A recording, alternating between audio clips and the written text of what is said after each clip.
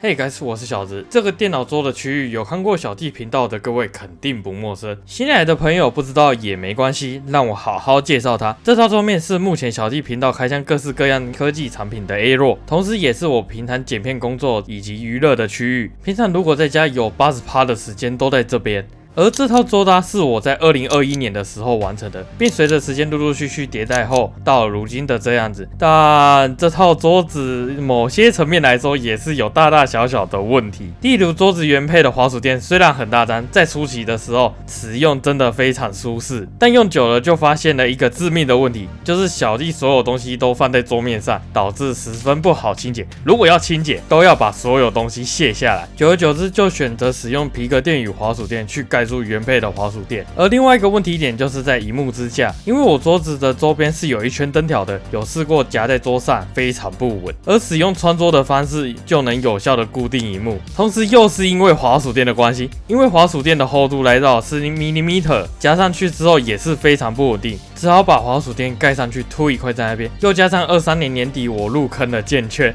陆陆续续多了好几把键盘，渐渐的键盘也开始没地方放了。我也一直觉得我的桌面使用率非常不完全，就下定决心这次一定要改成我自己所想象的舒适的桌搭环境。这次也入手了超多东西要来改造桌面，也算是满足了一下我那块爆发的开箱欲。现在目前我已经把上面的挂轴都已经卸下来了，然后洞洞板的后面的螺丝锁墙的我也请我老爸帮我用好了，对，感谢他，感谢老爸。然后剩下的就是我的改造部分了。我今天要改造的部分就是我的桌面，因为我觉得你看到这边这一区真的平时的时候真的太乱了，然后又加上我觉得很多利用空间可以使用。这次也入手了洞洞板，因为我前面所提的嘛，我组越来越多键盘了。然后变成就是没地方放，所以决定这次入手洞洞板，然后上面的挂钩灯也会用掉，然后让整体一体性更好。接下来就是跟着我一起改造，在改造之前就要先破坏原本的桌面。首先，先把桌上的所有东西，萤幕、喇叭、增高架、电脑、键盘、滑鼠等物品陆陆续续卸下来，并且也把线材全部撤出，全部重新整线，同时也能把桌面清洁干净。接下来，先把墙面的部分处理好。首先换上这次改造的主轴之一 IKEA 与 ROG 联名的洞洞板，而这个洞洞板我真的非常感谢我的朋友，特地跑去新专店帮我入手这2块联名洞洞板。但是想说年后如果高雄或者是线上有补货的话，就直接自己去购买就好。理所当然的事情，与我想的不太一样，也一直看到新专店的存货越来越少，最后还是麻烦了他帮我买了这2块洞洞板。但据本人所说，他当时在捷运就像 low 的布拉姆一样，确实现在他在我的心目中就是那个 MVP 大盾。回到正题，继续改造。把洞洞板安装上去之前，要先拿出这次顺便入手的依赖灯条。这次总共买了3米，一组2米的基础包与一组1米的延长包。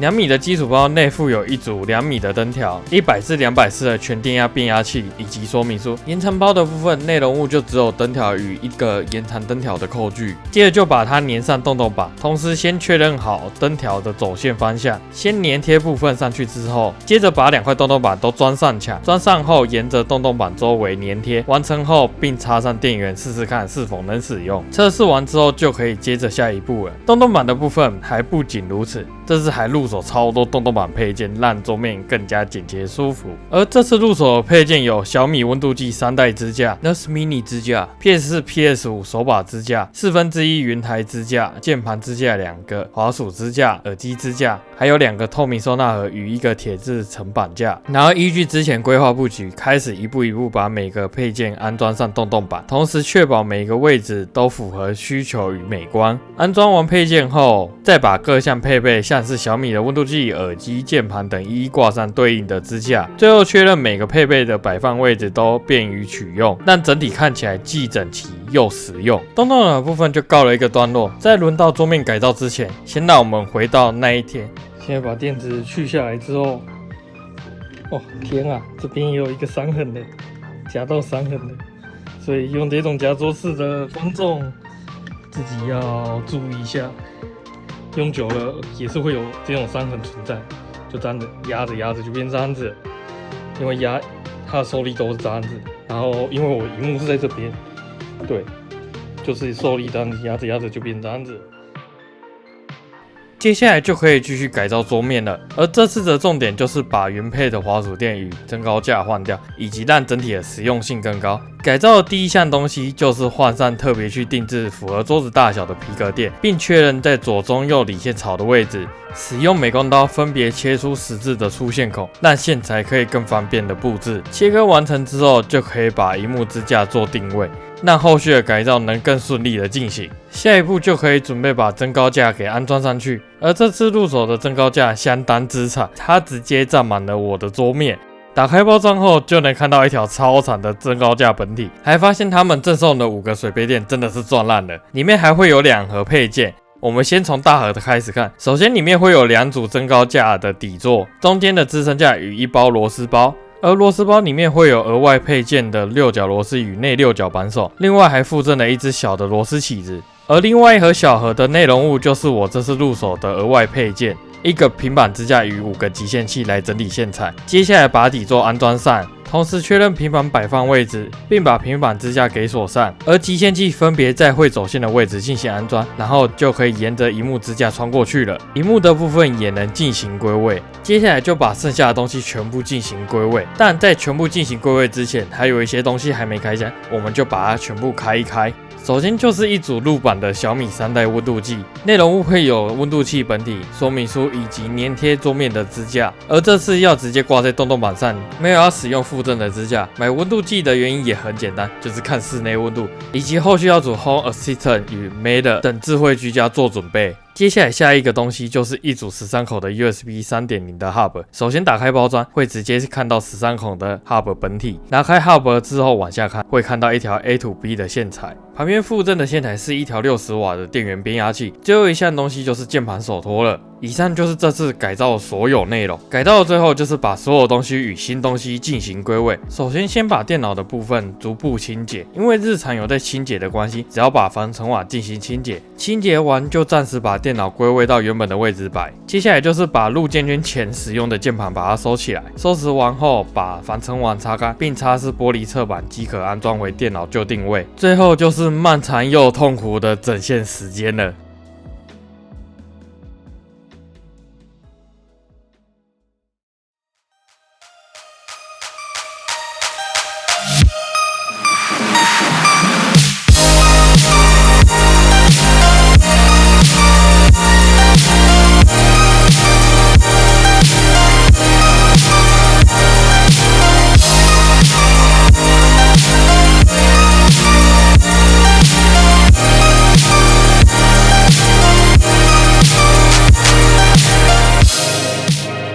使用这套桌搭也使用了1个礼拜左右，我心里只有6个字：超舒适又超爽。首先就从墙面的洞洞板开始讲起，我真的觉得我一开始的想法是对的，真的让我的空间多出了许多。虽然洞洞板摆放的位置与我原本预计摆放的位置是不同的，原本考虑挂在电脑桌旁边的梁上，并使用粘贴的方式固定。但后来考量上我要挂铝壳的键盘有点重量，也加上怕装在梁上会有一些结构上的问题，后来就决定把洞洞板固定在电脑桌正上方的墙面上。实际安装后呈现出来的效果，加上对称图腾，真的非常好看。加上把大部分的周边设备都挂上去了，让原本桌面集合上以及周边空间有更整洁舒适的环境，不像以前一样杂乱，能妥善运用原本没用到的空间。如果你要我选几项洞洞板配件之中最值得的东西，我肯定会选这个透明收纳盒与1/4固定配件。首先收纳盒的部分，我觉得很值得的一项原因是可以收纳用不到的轴体。虽然有很多轴体都是用夹烟袋或是灌装的方式进行收纳，但小弟我组第一把客制化键盘使用的逆阳轴，它是用一次性塑胶袋，因为组65%的键盘会剩下一堆轴，找了一个额外的夹链袋装着，而现在就可以直接装入收纳盒内。一个装使用剩下的轴体，另一个装着未使用的轴体，而这个收纳盒可以装大概90颗的容量，大概是180%的数量。可能会有人觉得我多此一举，用盒子装着收起来就好了，但装在收纳盒上，我能更直觉看出它是什么轴体，也能微微点缀一下桌搭的一部分。而另外一个1/4固定配件用意就相当之简单，就是打光。因为小弟的拍摄空间其实不算大，隔着一条走道就是我的船了。有时候辛辛苦苦调整好了一个灯位，不小心又去踢到，又要重新调整，非常麻烦。挂起来之后，对我来说的好处就是拍摄短影音的时候，萤幕不会因为灯光反射影响到观影体验，也能让整体打光的氛围更好。都讲到旁边了，也来顺便说说灯条了。这组灯条我真的是要谢谢卖家，当初在购买的时候，卖家标注是我要买的版本，Eli One S 的版本。是可以联动雷蛇的版本，但到手之后安装上去，打开依赖软体更新，还发现它的版本并不是我要支援雷蛇的那个版本。仔细一查，还发现它卖的版本竟然是旧款的 Plus 版，不是我要的版本。虽然都可以联动智能居家，基本上操作都能实现，当然就少了雷蛇串联的那一位。暂停一下，打个岔。在制作本影片收集素材的时候，发现当时我发表评论请其他买家注意时，没几天卖家就偷改版本了，以及把 ES 的图全部下架，但没有把雷蛇联动的图片下架，也是有一点好笑。就请各位朋友在购买东西的时候要注意清楚，我就是没看评论的那个冤大头，还变成这样子。东东版的部分就差不多这样了。接下来我们就往下看到桌搭的另外一个主轴桌面，那我们就从桌搭的基底皮革垫开始讲。在搭配雏形时，我就清楚增高架的颜色要使用黑胡桃木色，所以选择了深灰色的皮革垫来做搭配，并且2mm的厚度，很好解决我桌子一直以来的痛点。那萤幕支架可以直接夹在垫子上，而且还相当稳定。而垫子的背面是使用软木材质，还附赠6个止滑垫，让皮革垫不易滑掉，软硬适中，甚至日常没在玩游戏的时候，拿工作用滑鼠时，也能充当一张滑鼠垫，相当顺滑。比我原本那张皮革垫来说，整体的品质效果都好太多了，价格也便宜许多。皮革垫往上一层就是这个超级惨的层板架，这组增高架的三围为长135公分，深23公分，高12公分，卖家标称承重为70公斤，而左右退缩为8.5公分。为什么要说这个退缩呢？可能有些朋友已经发现了，在改造过程的时候，我在增高架的左边钻了一个洞，而这个洞直径为6公分。在购买之前，我一直犹豫要115公分还是135公分。后来思考了许久，也觉得115公分的整体视觉会削弱一些。经过测量确定，原本的桌子预留的理线孔至少还有12公分左右，不会影响到底座的位置，所以购入了135公分，但整体的视觉更协调。我只能说这个增高架真的用料相当不错，钻这个洞的时候不是很好钻，而且要用2面钻的方法去把洞慢慢钻出来。虽然难钻，但实际使用真的相当稳重。加上这是一起入手的平板支架，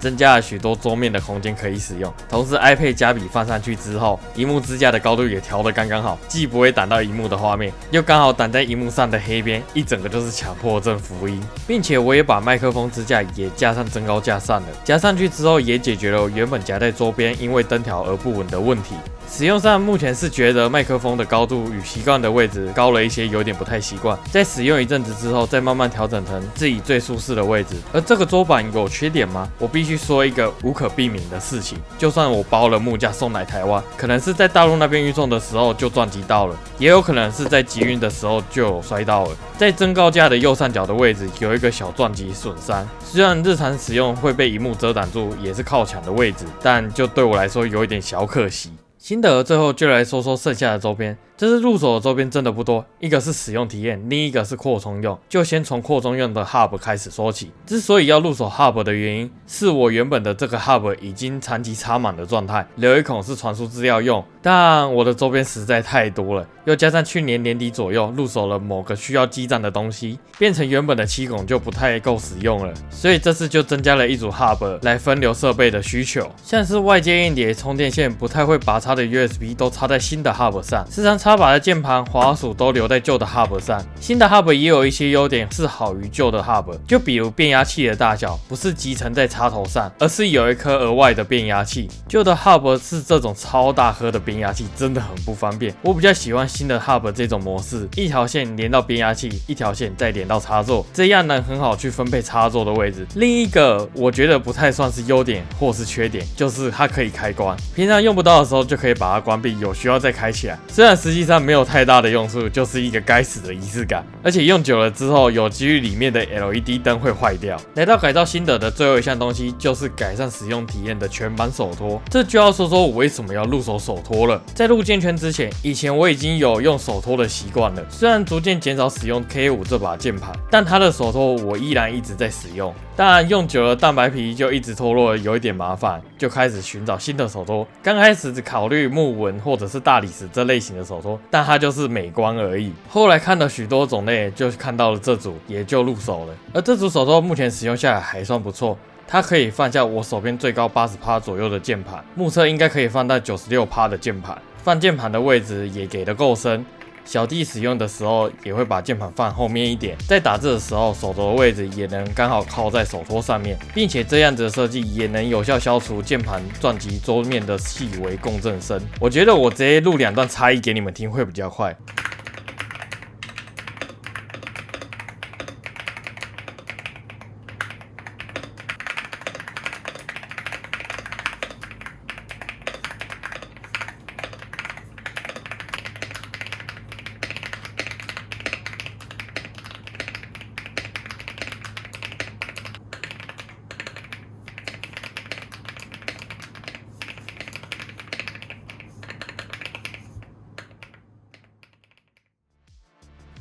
使用手托声音确实好了一些，还有一个不错的点，手托下方是一整块的防滑材质，在打字的时候相当稳定，就算是拿塑胶壳的键盘打字也不会有滑动的问题。但它的优点也是缺点，这块止滑垫是非常粘灰尘、皮屑等，在手托底部的边边都能看到一些小裂缝，但不影响实际使用。然后手托的设计语言虽然有不错的视觉效果，左边大的部分是相当舒服的，但右边的三角形的部分就是有一点小卡手，其余的就还好了。以上这次桌搭改造就告了一个段落了。来总结一下这次改下来的心得。目前的桌面配置挂上洞洞板与增高架之后，让我的桌面与周边环境腾出了许多空间，也让整体不再那么的杂乱，同时解决了我许多原本桌面上一直有的问题，也让这张桌子焕然一新，把原本这张桌子的缺点幻化成不是缺点的缺点。如果对于这张桌子的整体使用心得有兴趣的朋友，也可以在下面留言让我知道。虽然目前还有许多地方我觉得还可以更好，甚至更完整，但是总是要慢慢来，慢慢把它改成心目中的样子。